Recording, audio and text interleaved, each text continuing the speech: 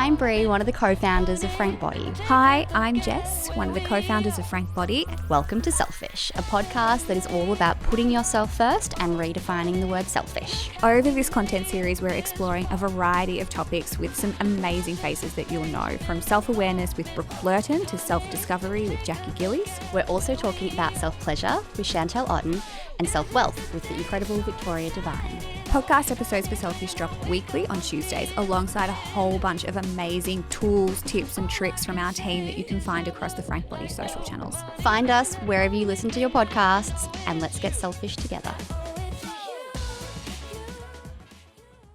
That was a beautiful podcast we just recorded with Ruchi Page. She has the most incredible positive energy. It just lit up the whole room. I loved it. She really did. She was so warm and intelligent. And for those who don't know, Ruchi is an Indian-Australian creator, makeup and skincare enthusiast, writer, model and advocate for inclusivity within the beauty and fashion industry.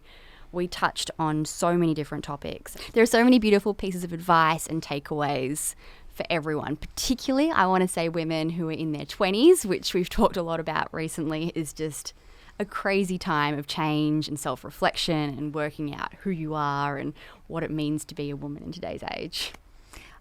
We talk a lot about her journey navigating a beauty world that really lacked inclusivity until very recently, and her journey of adoption. It's just a really uplifting, really beautiful interview, and I hope you enjoy today's episode.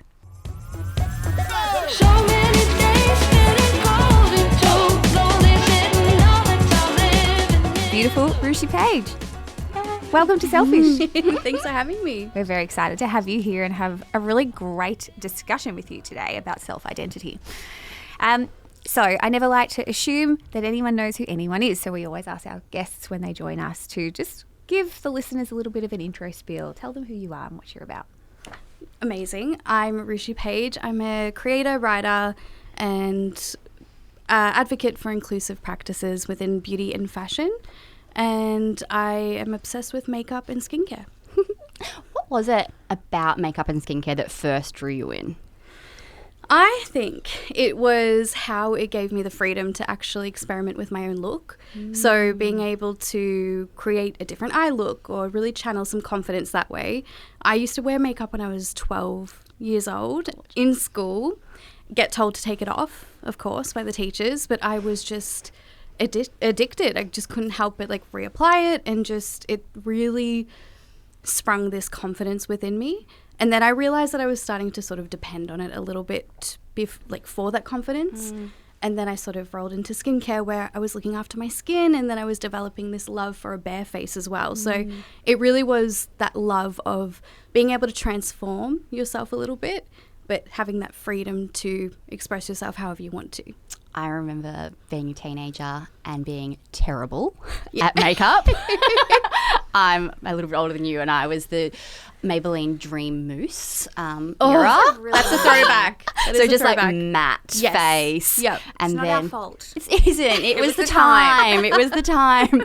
But I was so proud of it. And I remember putting on way too much makeup and going to school, and the same thing, having the teachers tell me to tone it down a little bit. Yes. And it's funny now because I'm a mum and I'm getting older, and I can see two sides to it, where I can see makeup as this beautiful outlet for self-expression and for a way for a young girl to start to explore her femininity and how she wants to perceive herself. And then I can also see the teacher's side of being like, you're beautiful just as you are. Don't put all that stuff on your face. Yes. How do you feel that as you get older? I feel like, now that I'm older, and when I look back at, my younger self, I can see in my old high school photos and everything that I was definitely trying to cover and almost use it as a method to fit in to amongst my peers. However, there's still that passion, and I feel like I denied a lot of it too, because when I was growing up in high school, a lot of people really kind of shunned makeup artistry or really said that there's no financial legs, and then you almost had this shame or surrounded by makeup. So as I'm older now, I look back and I'm like, I knew I had this gleam, this excitement when it comes to makeup, and it's just evident with my obsession. But looking back, I really wish that I sort of, had a chance to really enjoy my bare skin as well a little bit more. in saying that, I didn't really wear a lot of foundation, more so orange bronzer with a lot of shimmer. Love that look. And a really aggressive eyeliner. Yeah. I think about that when I think of my teen self. Like I was the same. I was a little bit dorky, very, very pale and freckly, and I felt like I needed to conform to a particular beauty standard. And so I would cover myself in foundation and put too much bronzer on, and I looked so silly. And I wanted to cover my skin, and I remember that being a real feeling that I had. And I reflect now, I'm like, you idiot, you had the most amazing skin that you'll ever have. Yes. Yeah. Like not a wrinkle, not a pimple. Oh, and you covered it all up under that and crap. you just wanted to... Yeah. I wish someone had taught me. My first makeup experience was when I was in ballet as a little girl. Yes. And Oh, it was, fun. did anyone else do dancing when you were little? Yes. I did Yes. gymnastics. Yes. Yeah. So like the pink and the blue was Yeah. the thing when I was a kid Yeah. in the late 80s and the 90s. I'm like, maybe this is where it came from, this terrible introduction. So I'm going to read this question because I want to get the title of the letter that you wrote to yourself correct. I read a really beautiful letter that you penned to yourself called Dear Little Ruchi, Your Beautiful Brown Skin is Not a Burden. It was a really incredible and honest piece of writing about your experience around the lack of inclusivity in the beauty world and what I would call racism within the beauty community. And I know we've made progress, but I don't think we've made enough progress. But I'd love to hear from you around your experience around inclusivity or the lack of inclusivity within the beauty community and how that has evolved since you were a little girl to where you are now. Yeah, absolutely. You know, I feel like when I was getting into makeup, there's a lot that you assume will be, you know, created for you, or you assume that accessibility is just there until it's not. And then I remember, you know, those moments of doing my deb, and my mum and I wanted to go and, you know, get the makeup sorted and make it a special thing. And it's really not until those moments that you're stopped and then you feel like, oh, I actually have to sort of grab what will just work as opposed to what my skin needs or what will actually look good. And yeah, I feel like that experience just sort of got worse because, you know, as in my early 20s, you know, you're becoming more aware of it. And I'm going into these, you know, high-end stores because I'm excited by the YouTube era and everyone's talking about all these products and you want to be a part of it. But yeah, you get in there and then you're turned away. Like I was turned away so many times because, yeah, products just didn't come in my shade. And then, you know, you start thinking, I'm brown, you know, I've got a deeper skin tone, but there are people deeper than me again. And I just think, well, they don't have a chance, you know.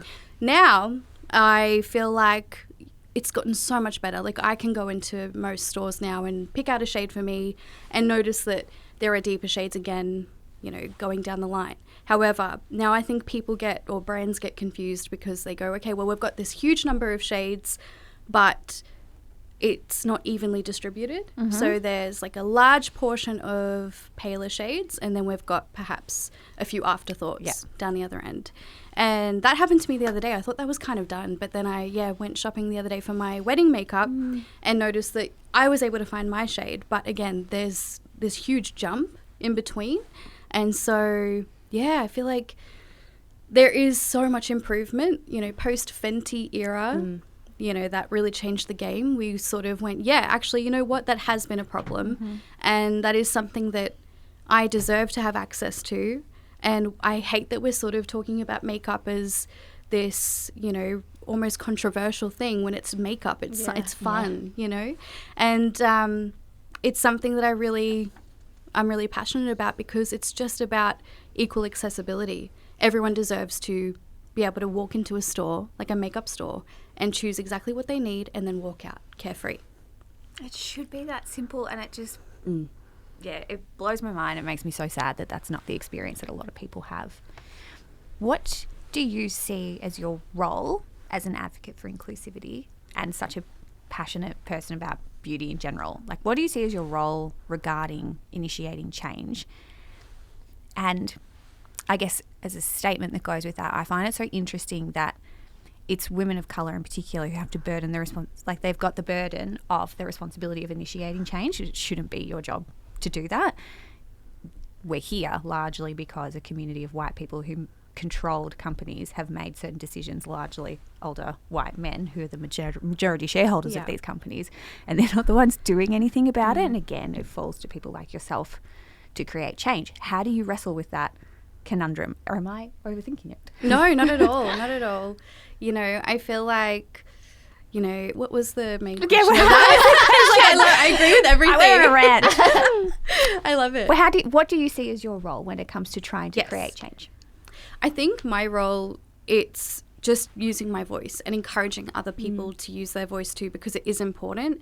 And I believed for so long that my voice wasn't important. And I feel like, you know, until you start voicing your concerns or voicing the things that are unjust in your world, you will be surprised that a lot of people share the same concerns as you. And I think, you know, if I speak about something that is completely unfair when it comes to, you know, your identity or your skin color, your sexuality, everything like that, I feel like then it might encourage other people to speak up. And I do believe that there's a lot of power in togetherness. So you get everybody on board, and look what's already happened when a lot of us come together anyway. So yeah, I think that's sort of, I don't want to ever be a representation or representative for everybody, because my experience is so unique and just like everybody else's. And I just want to sort of be that person that encourages other people to do what I'm doing. I think there's that saying, if you can see it, you can be it. And I know for a lot of people growing up, there wasn't any representation of any diversity. You know, again, going back to our experience, it was still the Victoria's Secret models and these 6-foot stick figures with big boobs and long, crazy curly hair.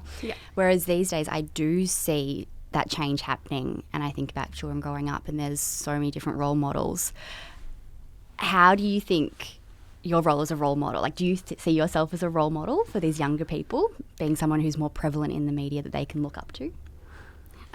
I don't know if I'm a role model. I think I just want to be an example of somebody who's doing it and has created space in an environment that hasn't necessarily been catered to, or a space that wasn't even there in the first place. And I want people to know that you can fit in, even if it means you have to barge your way in.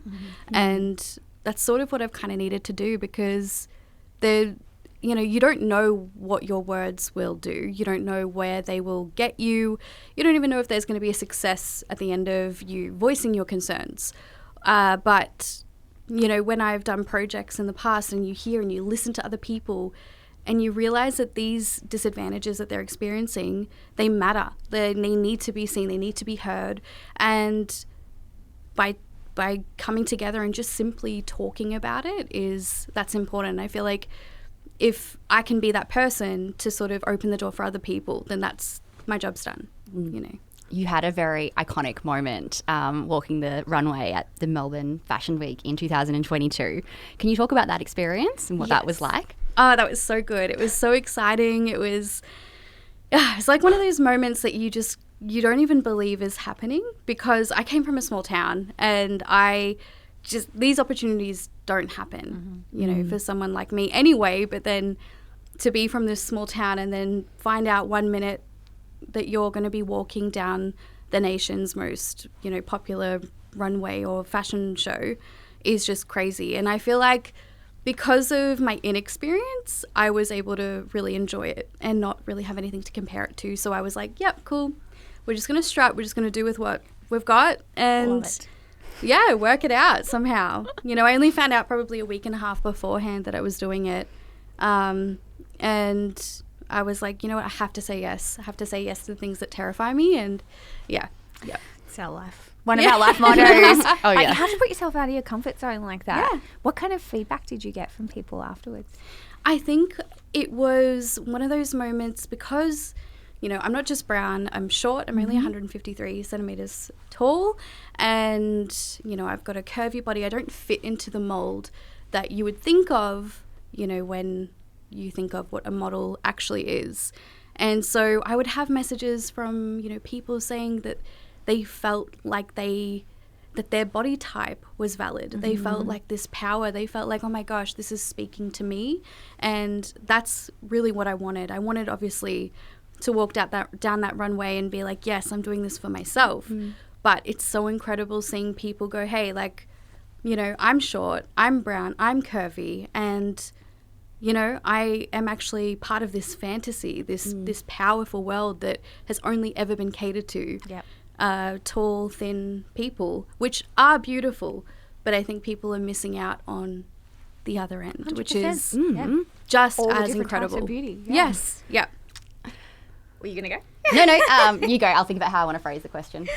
I think makeup and beauty, they're obviously such outward expressions of our identity. Have you gone through phases of, like, I feel like everyone can be like, that was my curly hair phase, that was my straight hair phase, this was when I wore too much makeup phase.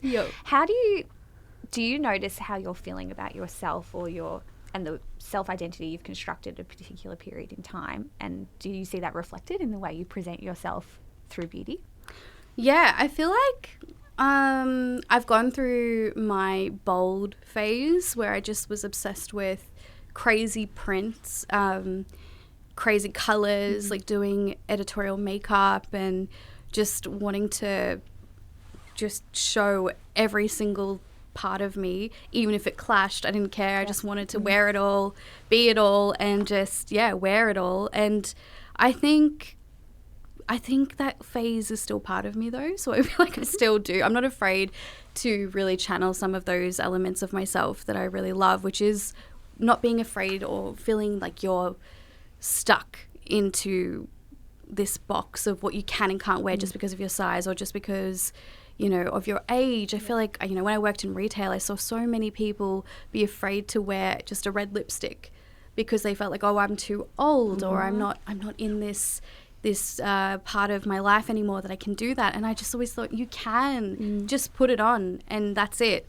So I feel like these phases are still part of me, but you know, I feel like when I look back, I definitely had an eyeliner phase and it's not necessarily a good eyeliner phase. I have a photo the other day that I saw and it's just literally an obnoxious line because it always starts quite, you know, humble and then it just kept extending and then I just had to make it work and then looking back at photos and I'm like, yep, that's not it. I had an eyeliner phase too, but I have hooded eyes and so now I know that I'm not supposed to do the eyeliner thing. What I think is interesting about women is our appearance and our bodies are constantly evolving. Obviously, when you go through puberty, that's when you see a dramatic shift. But then even just as you get older, I think we're constantly changing, whether it's going through motherhood or just a change in lifestyle. And that can be really confronting for people to deal with. What advice would you have for someone who is going through a period of change, whether they're younger or older?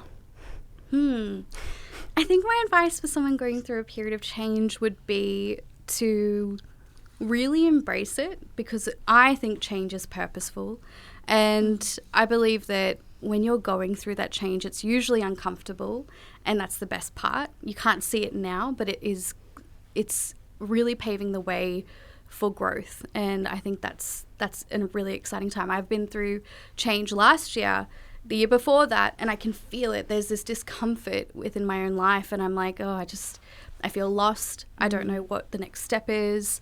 But you come to the other end of it because there is always another end of it and you look back and you go, oh my gosh, look at that progress. Look at that amazing time that I had figuring it out, you know? And I think it's a really good thing. Yeah, that's a beautiful perspective.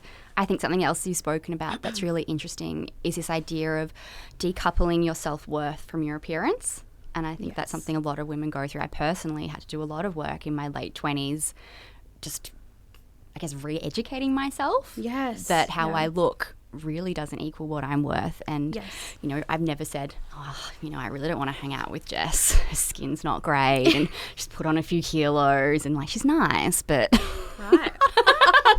Like, you never think we like that. About ourselves for so much of our lives and we punish ourselves for it. Yeah. Yes. Yep. I've been there so many times. I feel like only now in my, I'm 30 now, but now in my late 20s, I really started to focus on less on my appearance. Obviously, I care about it. I think it's exciting to work on, but it's not my entire being. And I feel like that was a really big wake-up call for me, because I place so much weight and value onto it. So yeah, definitely your value, your worth it transcends everything about material things or your size or anything like that. There's so much more to you.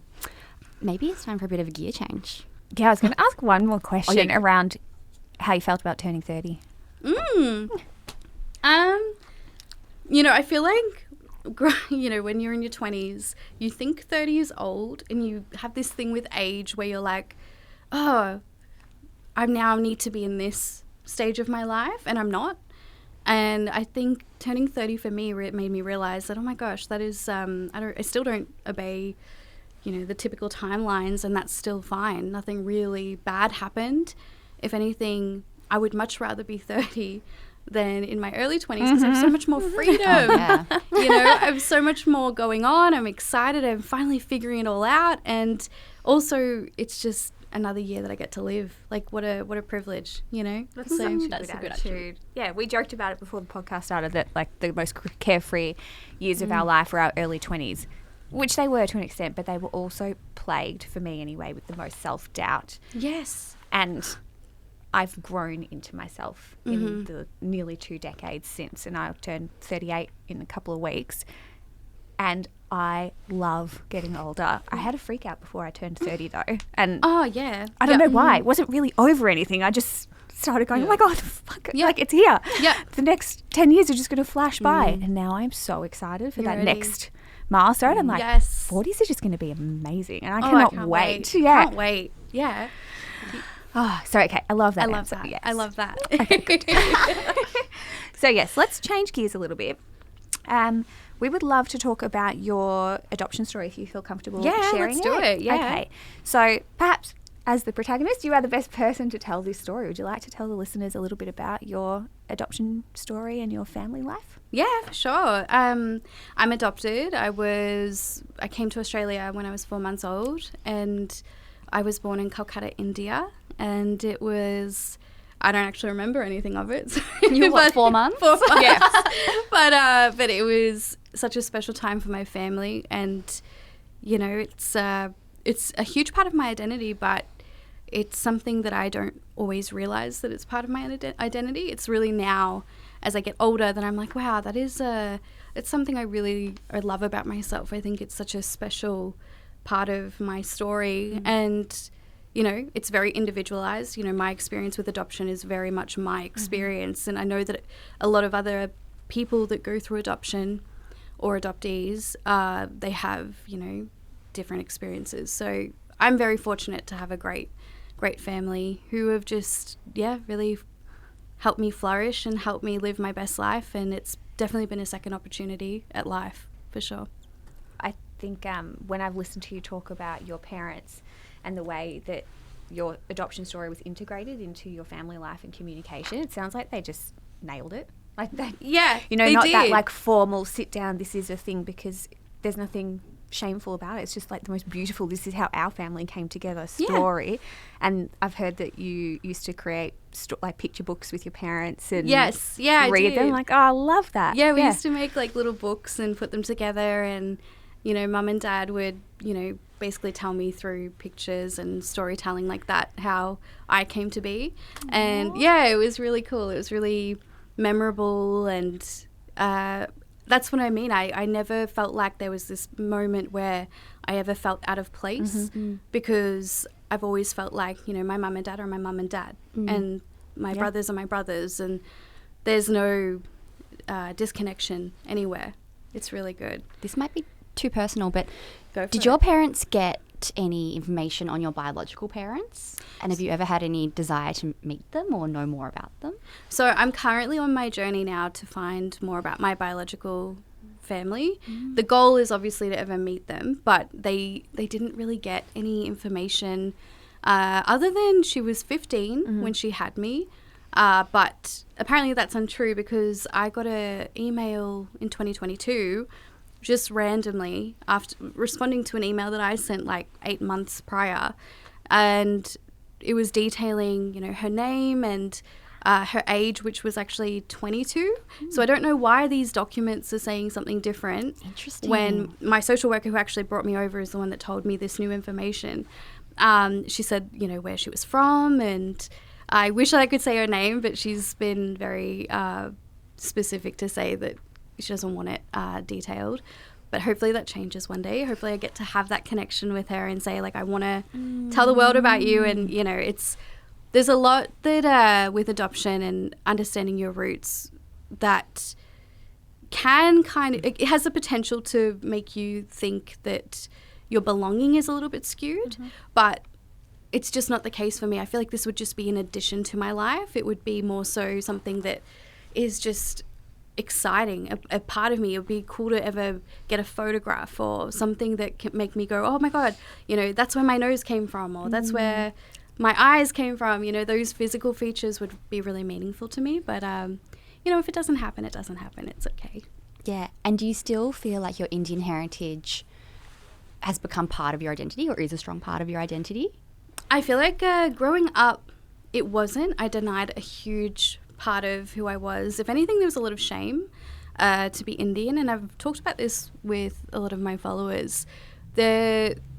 There's this huge shame to be Indian at times, and it's, based on internal colorism. It's based on, people making fun of the things associated with Indian culture, like food or, the red dots that they wear. And I've really kind of disconnected myself from my Indian roots until maybe my mid-20s to now. And it's only now that I am so proud to be a brown woman, and I'm so proud to be exploring the parts of me and incorporate them in my wedding and, really learn more about who I am, because it kind of felt like it wasn't who I was. And now I look back and I go, well, that's so wrong. I really don't want to deny that part of me anymore, because, I am Australian, but, I have a whole story that I don't even know about in India. And that's part of who I am. Yeah, that's beautiful. And I do think it's sad there is so much inherent racism still in Australia in this day and age. I would love to know what sort of triggered that change and that real acceptance from yourself of your own heritage, and when you wanted to, when and why did you want to start exploring it more?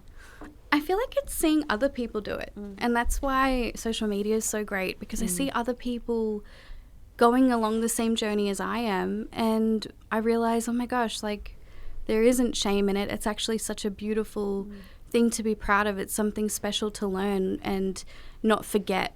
And I see people and hear people's stories, and I can relate, and I think I also want to be a part of that. I want to be able to sit there and go, hey, I didn't know anything about my cultural heritage, or, what significance was behind Indian jewelry for my wedding, or I didn't know what the garments meant, or I didn't know what these religious experiences meant. But now I can sit here and tell you. I can't yet, but I will. I guess talking about social media, we all have a love-hate relationship with it. As your followers grow, does that give you, I guess, more confidence or more self-doubt? Or how do you feel about more and more people looking at you and following you?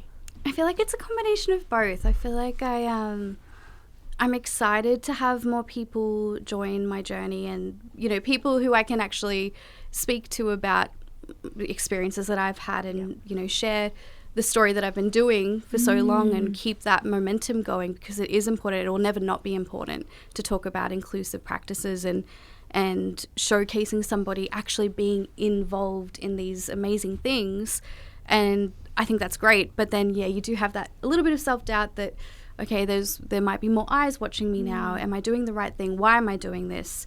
What's my messages again? Yes, I have to stay true to that, and I will stay true to that. But, all these kind of thoughts play in your mind, but you also have to sort of regroup and just realize, this is my message. You either want to be a part of this or you don't, and that is okay. But I'm here doing what I want to do and speaking my truth, my messages to my audience, and I hope that it can resonate with somebody. Oh, that's such a beautiful perspective again. I think it's you can tell people on social media who are coming from such a place of authenticity, and when you have that strong message, you've got such a strong sense of self, and you're not just trying to be what everyone else wants you to be. And I think we need more people like that on social media, because I think from time to time the content you see can just become, you know, everyone trying to get more likes or get more followers, and you can see straight through that, I think. Absolutely. I agree. Yeah. Our identity is obviously built like it's like a Legoland. Like all these different blocks contribute to it. Our upbringing, our friends, our family, and our intimate relationships. And you have a beautiful fiancé that you're marrying in a couple of months. How has your sense of self and your identity shifted, I guess, through the stages of your relationship? That's a good question.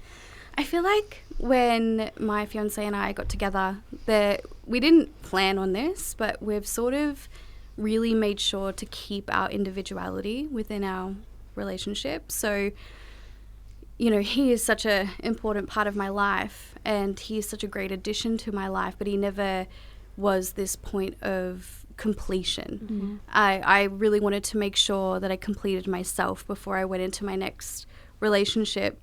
And because of that, I feel like we have such a great sense of individuality within us being a couple. But then because of that, again, I feel like he completes me in a different sense. Yeah. And I no longer feel like I need someone by my side. I've chosen my fiancé because, he has really, you know, in some points he's saved me. You know, I haven't had the best relationships in the past, and he has taught me so much about what love actually is. And it's, Did you realize early on in the relationship that he was different to people you've been with in the past? Yes. Yeah. You know, he was quite complicated at the start, to be honest. He was you know, we might not have had the most smooth start, but he's always had this thing that I'm like, there's something about you. There is something about you that I need to just be a part of. And I think, he was different in the way that he allowed me to be myself. And, you know, acceptance. There was this thing that I hadn't had before. Being able to feel free and do whatever I want. I used to think that I need to ask, can I go see my friends? Or can I go and do this? Are you going to be okay with that? And he's like, please just do what you need to do. You're your own person. And I remember that changed my world. Just being here, like, not that I needed him to say that, but it really did help at the time. Having somebody say, hey, remember, you are you and I am me, and we need to make ourselves happy, and we need to really fill our own cups before we come together, you know. We need more of that energy in the world. Yes. Honestly. Best dynamic in a relationship. And it's been interesting. You've said a similar thing a few times, like, and a really beautiful thing, that these aspects of your life are always adding to it rather than filling a void, essentially. I'm like, that requires such a huge amount of self-awareness and self-confidence to get to that point where the things that you choose to bring into your life are not because you feel like there is a gap that you need to fill. Yes. Have you always been like that, or has that taken work to get there? Yeah, no. I've never been, and that's why I'm very conscious of it, because I never was like that. I always needed help. I always needed people. I always needed somebody to tell me what to do, or you know, have that guidance. And now I guide myself. And that is one of the most proud things that I could ever have achieved. And now I choose to have people in my life. You know, I'm a very big believer in what serves you. And I need things to serve me in the right way. I don't want to ever be feeling like I'm putting myself out in a way that harms me. And I feel like I used to do that so much. And now, my friendships are a choice. They, you know, my relationships are a choice. The energy I give to people is a choice, and I never want to sort of breach that kind of thing. That's so good. Boundaries are important, people. Yes. Oh my God, so important. Does that mean you've gotten better at saying no? Yes. No. Yes. No. I am very good at saying no now. I used to say yes all the time. Still catch myself a little bit feeling obliged, but now I'm very much like, no, if I don't want to do something, I won't do it. Of course, within reason. I'm very also much about saying yes to yourself when things might cause a little bit of discomfort, you know, for example, Fashion Week, or, you know, doing a speaking role, something that will take you to that next level, but you're saying no because you're afraid of what might happen in that moment. That's when I think you should say yes. Totally agree. But when, you know, people are asking and prodding and pulling from you, I think put your foot down and say no. Definitely. 100%. I know, I mean, I don't know, can't remember exactly when this episode's going to air, but at the time of recording, I know we'll be coming up to International Women's Day in a month or and a half. And I'm waiting for the flooded inbox of people asking us to come and talk at their events and give our time so we can empower other women. Meanwhile, they benefit from it as a company. And I've got all my no's prepared. Ready to go. I've learned. No. I'm not doing that for you. So important. Not my job. So true. Yes, it's so perfect. The other thing, Jay, I always talk about is this idea that you create the life you lead. I guess growing up, I've heard before that, you didn't expect to end up being a creator and a model and an advocate. What did you think your life was going to be like, or what path did you think you were going to go down? I thought I was going to be a teacher. And how did you end up here? A little bit different. I stopped teaching. I didn't even make it into actually working as a teacher. Did you study it? Yeah, I was in my final year and then did everything, and then I realized it wasn't for me. On my last placement, because I already sort of knew it wasn't for me. And I remember my teacher found my mentor teacher at the time for my placement. She found my Instagram at the time, and it wasn't what it is now, but it was still beauty related. And she was like, "So I found this." Stupid me. They tell you all the time. They say, put your profiles on private. I thought I was being real sassy by being like, no, they're not going to look me up. It's fine. So she goes, "I found this, and I just want to ask you, is this the face of your professional career?" And in that moment, I was like, no. Yes. Yes, it is. That is. This isn't. And I knew straight away that after this placement, that was it. I don't even know what my next step is, but I'm just going to figure it out and surrender to my passion, which is beauty. Was it said in a way that you interpreted there was conflict between the way you were presenting yourself online and what was expected of you and how you showed up as a teacher? Or was it more that this person was going, hey, I think this might be what you really want to do? No, it was going to be conflict with teaching, and it was going to be like, you can't, I understand, I totally get it. Like, you can't have your kids coming and saying, hey, I saw that product you were using, what's going on with that? Or, you're limiting yourself. I couldn't be exactly who I want to be, because you'd have to be afraid of what your students would see online. And, it was definitely going to be a place of conflict with teaching. And it wasn't just that. I wasn't enjoying it either. I see the way my mentor teacher at the time, she's so good at her job and she's so passionate. And she was like, you've got to go to these PDs. They're so good. And I couldn't think of anything worse. I was like, there is no enjoyment at all. But I love that the teachers that are there, that they do have that passion. Yeah. Because they want to put in that extra work. They want to keep learning and be better. And I found that within what I do now. I always want to be better. I always want to improve and learn and just keep going. And I didn't want to keep going with teaching. Yeah, I think you have to be really passionate Yeah. to be a teacher. I think I take my hat off to any teachers listening. Respect. My parents are teachers, your brother's a teacher, and you have to be 100% dedicated to that and your students. Absolutely. But either way, you're still teaching people. You've taken a lot of practices that you probably learned through that process and brought it into the work that you do now. Yeah, definitely. I feel like teaching gave me so much confidence. The degree gave me so much confidence because I was able to believe that, actually I can succeed with something. High school didn't really give me that. I felt like I was always a failure. I always felt like I was stupid. I wasn't smart enough. Whereas university gave me that confidence to say, hey, you can do something with your life when you enjoy it or if you have the passion for it. And I did have that passion for teaching, but it just faded in the end. But I've learned that I can do things, and that's such a powerful tool to have. Yeah. I love that. Our listeners and our audience at Frank Body are so varied in terms of age. We have young girls that are teenagers listening to us, people in their 20s going through the 20-something crisis that it is, women our age who are coming out the other side of motherhood, trying to rediscover who they are, and everyone's going on their own version of sort of rediscovering themselves and trying to shape their self-identity. What would you say to someone who's sitting at home or on a walk right now, listening, saying or thinking, I don't know who I am right now? Where do they go from here? I feel like I had that last year. There's times where it might not go away, and you have to sort of make peace with the fact that there's no destination with finding who you are. It's such a journey, and as cliche as that sounds, it just is. You're going to have moments where you pick up pieces of yourself and you go, oh my gosh, that is something I enjoy. That is something that I recognize as a part of who I am, and I'm going to keep exploring that.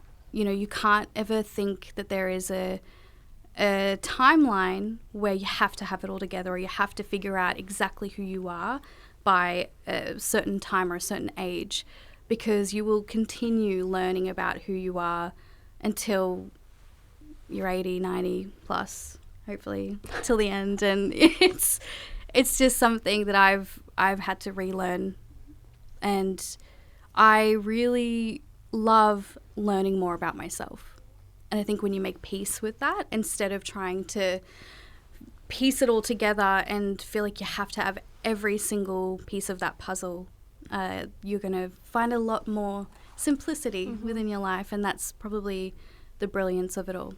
Do you have practices that help you learn more about yourself? For example, journaling at the end of the day, which Bree and I have been talking about a little bit. Or is it more of a kind of fluid, just integrated into your everyday life? I feel like it's about experiences that I have, the experiences that make me not feel great. Yep. You know, I reflect a lot. That's part of teaching. You have to reflect a lot on every single day. And I think that helps me a lot, just reflecting on, in a very honest way, being honest with yourself and looking at how things made you feel, or reflecting on what you could have done better in a moment. And I feel like that helps you with self-awareness and being able to say, yeah, I stuffed up there. I could have taken this route, but I didn't, and I took that route, and look what happened. But I don't believe punishment and reward is really a big part of it all. I don't think punishing yourself for not getting it right or doing something that you perhaps should have done differently. I don't believe punishment is helpful, and I don't believe sometimes rewarding behavior is the most helpful either, or rewarding learning, because then it's just so it's so ever changing. You can't ever just sort of really have that one streamline walk of life. It's all about just learning from each individual experience, whether it's bad, it's good, and holding on to those really little moments too. You know, I've lost so many opportunities, and I remember getting really beat up about it. And I remember thinking, oh, you know, it's a reflection of who I am. It's a reflection of this, and this. And I remember thinking, hang on, how good is it that I got that email? You know, looking back at the core of it all and going, how good is it that I got to read those words? I don't want to stop here. I'm going to keep pushing forward until I get to that goal that I want. But how special is it to be able to say, hey, I'm in this moment right now that allows me to keep going forward. And that's sort of what helps me, I think, a little bit. That's beautiful. Practice of gratitude. Yeah. Observation. Yeah. Yeah. That's really nice. Put simply, yeah. You feel like a very confident, happy person. When do you think you're at your happiest? I think my happiest is when I'm at home and with my fiance, or without him, whatever he's doing, I don't care. Like, I'm happy with him. I'm happy with it. Yeah, I just love my own company, and I love going out for coffee by myself. I love taking myself out on dates, and I love watching RuPaul's Drag Race. I love just the most simple stuff. I love working. I love it. That is my dream job, what I'm doing right now. But I think I'm at my happiest when I've just got a little coffee. That's my favorite part of the day, actually, when I wake up and get my little coffee and my little routine. It's the best. You said before, you take yourself out for dates. do you feel comfortable going for dinner by yourself? Absolutely. Oh my God, I'm so proud of you. Yes, absolutely. I don't have to wait on anyone. It's just me, myself, and I. I just do exactly what I need to do. I order the whole damn menu. Yes, I am all for it. I feel like that's something everyone has to do and get comfortable with doing. I think I was forced to do it when we started traveling for work solo. And the first few times it feels really awkward. Yeah. But then once you get used to it, it can feel very liberating. Oh, it is I agree. best. It's I the love best. It I is don't the do it best. enough anymore. No, I think we used to do a lot more when we travelled, Yeah. whereas now with kids it's a bit harder. If you can, do it, because you realize that no one cares. No one cares about anything that you're doing. I always think that, like, if I fell down in the middle of the street, so be it. Someone will have a conversation about it. The day keeps moving on, you know? I just don't care. That's it. I just don't care what people think. I'm here to enjoy my meal, and that's it, you know? That's beautiful. So we have one question that we are asking everyone that joins us on Selfish, and that is, what does it mean to you to be selfish? I think, I love that you're kind of really regaining that term back, because I feel like, you know, when I think of selfish, we always think of this negative thing, but I think it's a way to really feed yourself in the way that's best suited to you. And that can just mean putting your values, your time, your energy, putting that first, because it does matter. And I feel like a lot of us feel like it doesn't, and that we have to always prioritize others. So when you're actually prioritizing your own time, your own interests, your own goals, everything, that is such an incredible thing to do. And that is selfish, and I love it. I love to be selfish. Oh, yes. This has been such a lovely chat. Thank you so much for your Thank time and you. for being so open and honest and warm and friendly. Oh, it's easy with you two. So easy. Thanks, Ruchi. Thank you so much.